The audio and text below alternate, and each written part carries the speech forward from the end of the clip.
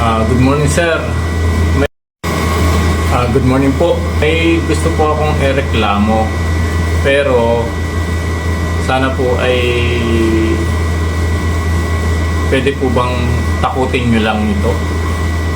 Nako, sir. Kung gusto po nating takutin lang, dapat po siguro pakitaan lang natin siya ng aswang.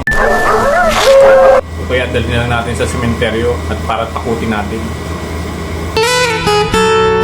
Kapag wala ka na. O kaya sir, ay turuan nyo na lang po ng leksyon.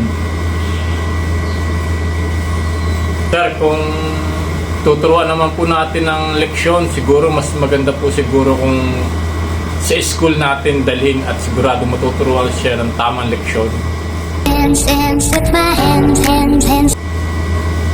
Sir, kahit ano po, patulugin nyo na lang po dyan sa station. Pwede po ba?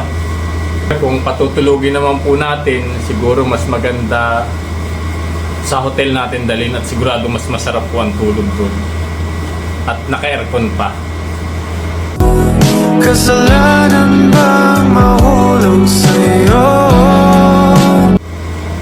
Tandaan po natin na ang station po ay huwag nating gawing hotel, huwag nating gawing tulugan lang. Ang pulis po ay huwag nating gawing panakot. Kapag ang tao ay sinasabihan ng masamang espiritu, siya ay pumapangit! So, sinasabihan ako, ganon. Grabe ko.